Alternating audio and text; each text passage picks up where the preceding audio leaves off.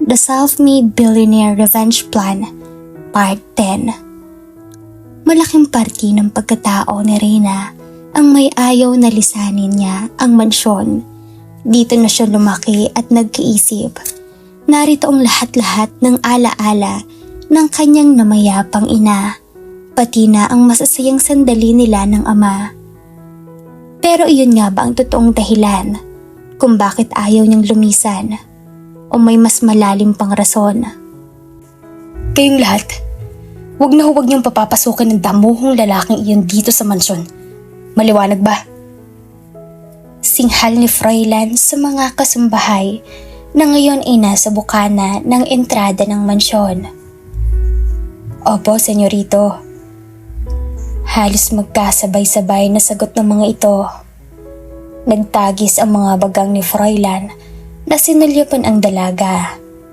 Mabuti na lamang at naisipan niyang umuwi ng maaga dahil baka sumama pa iyon doon sa lalaki. Mabilis namang dinaluhan ng 3 kasambahay ang dalaga at inalalayang makatayo. Dinig na dinig nila ang pagwawala ni Froilan mula sa ikalawang palapag ng mansyon at maging mga ingay ng mga basag ng mga kagamitan at kung ano-ano pa. Napayakap na lang ng mahigpit si Reyna kay Aling Aurora at doon nag-iiyak. Ilang oras nang tahimik sa silid ng binatang amo. Humupa na marahil ang sumpong at pagwawala nito. Mugto na rin ang mga mata ni Reyna dahil sa pag-iiyak. Gayunpaman kailangan niyang pumanhik upang linisin ang kalat doon. Hindi man niya alam kung ano talaga ang kasalanan niya dito at kung ano ang puno at dulo ng galit ng binata ay gagawin niya ang lahat upang maibsan ang puot sa dibdib ni Froilan. Hindi ni Reyna maunawaan ang sarili. Dapat ay kamuhian niya ang binata dahil sa paghigpit nito sa kanya at sa mga ginagawa nitong pagpapahirap sa kanya. Subalit iba ang dinidikta ng puso niya sa ibinubulong ng isip niya. Gusto niyang magalit dito pero hindi niya magawa. At iyon ang ipinagtataka niya sa sarili. 3 katok ang ginawa niya. Naghintay ng responde mula sa loob. Nang walang sumagot ay marahan niyang pinihit pabukas ang seradora ng pinto. Nagimbal siya sa hitsura ng silid ni Froilan. Pero mas lalong ikinalaki ng mga mata niya nang makitang umaagos na dugo sa kamao ng lalaki. Nakaupo sa paan ng kama. Froilan! Tawag niya dito na dinaluhan ang binata. Oh Lord, ano nangyari sa kamay mo? Takot na takot naitanong niya sa lalaki. Bigla na lang nawala ang pagkasindak na nadama niya kanina at napalitan ng pag-aalala. Stay away from me, sabi ni Froilan at inagaw at inilayo ang dugoong kamay mula sa kanya. You're bleeding. Sa halip tugon niya, tumayo si Reyna at binuksan ang tokador kung saan nakalagay ang medicine kit. Nahagip rin ng mga mata niya ang basag na salamin na marahil naging dahilan ng pagkasugat at pagdurugo ng kamay ni Froilan. May bahid rin ng pulang likido doon. Lilinisin ko lang ang sugat mo. Hindi kita kailangan. Get out of my room. He groaned. Ano bang problema mong lalaki ka? Pinapaalis mo ko samantalang kanina halos mapatay mo na si Nathan dahil ayaw mo ko sumama sa kanya. You're such unpredictable. Hindi na nakatimping asik niya dito. Naubusan na talaga siya ng pasensya sa damuhong lalaki. Mababaw lang ang mga luha niya at ngayon ay tila nagbabad siya na muling pumatak. Anong kugnayan mo sa lalaking yon? Sa halip ay anas nito. Nagtatagis ang mga bagang na hinila ang braso niya at ikinulong sa palad nito. Naging sanhi iyon upang mabitawan ni Reyna ang hawak-hawak na bendahe at bulak na ipantatapal sana niya sa sugat nito. Kakaiba ang galit na nababanaag na Reyna sa kislap ng mga mata nito. Tila ba may mas malalim pang dahilan iyon? Hindi niya mabatid kung paano mabibigyan ng tamang kasagutan. Nagsiselos ba si Froilan kay Nathan? Hindi maiwasang naisaloob na Reyna na kaagad din naman itinaboy.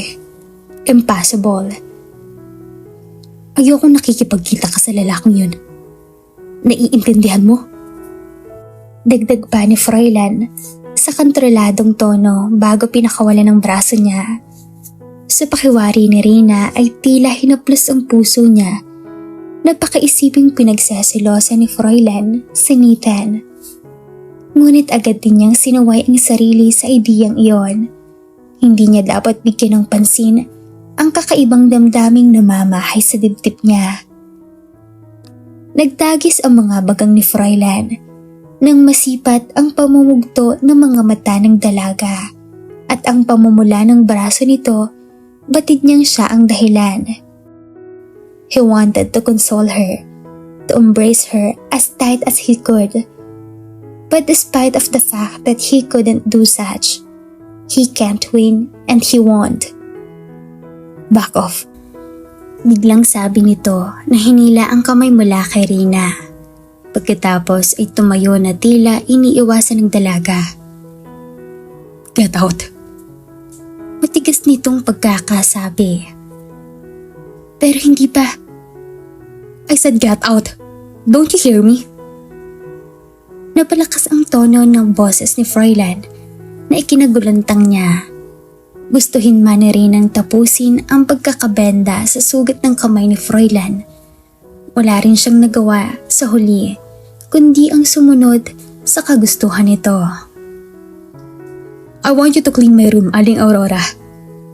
Sabi ni Froilan nang makitang naglilinis sa malawak na sala ang isa sa mga kasambahay sa mansyon.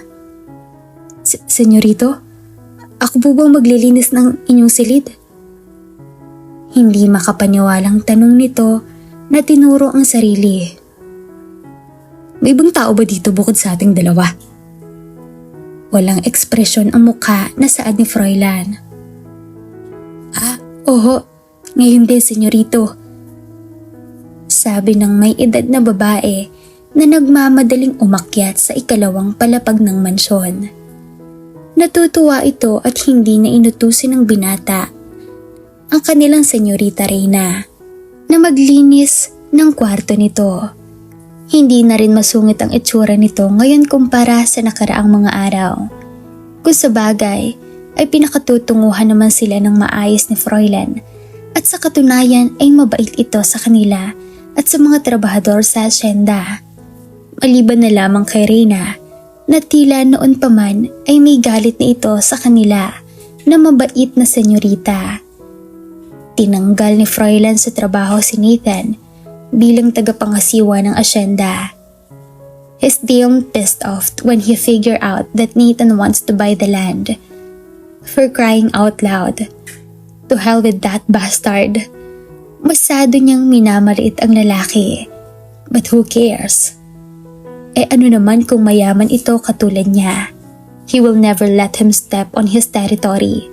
Not even to see Reyna. Hindi siya makakapayag na isang katulad lamang ng lalaking iyon ang sisira sa kanyang mga plano at kung bakit gusto nitong mapasakamay ang asyenda para makuha rin ito mula sa kanya si Reyna. No way.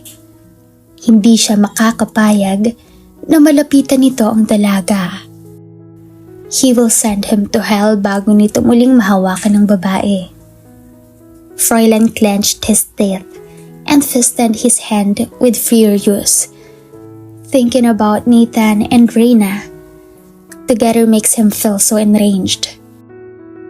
Subalit bakit nga ba gayon ang galit niya kay Nathan? Ano bang pakialam niya kung may relasyon man ang dalawa? Hindi kaya nagsaselo siya sa lalaki? Hindi. Hindi yun maaari. Malakas na kastigo ni Froilan sa sarili. Of course, His plan is to take revenge against Don Ernesto. But since the old man could no longer defend himself, he'll do the best part. Ang anak nito ang pagbabayaran niya sa mga kasalanang ginawa nito sa pamilya niya. But why the sudden change of mind? Bakit sa tuwing nakikita niya ang maamong mukha ni Reyna ay lumalambot ang puso niya? Bakit nasasaktan siya sa nakikitang lungkot sa mga mata ng babae? Why the fucking hell he have to feel this way? Hindi siya dapat mahabag dito. Hindi dapat. Nag-igting ang mga bagang ni Froilan na tila nagugulahan. The moment he saw Reyna and Nathan together made him felt so outraged. Hindi niya nagugustuhan ang ideyang may ibang lalaking humahawak sa babae maliban sa kanya. Isa lang ang natitiyak ni Froilan. Sa kanya lamang si Reyna at walang sino man ang maaaring magmay-ari sa dalaga. Tanging siya lang.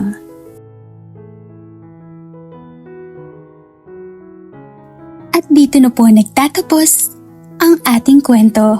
Sabay-sabay po nating abangan ang susunod na kabanata.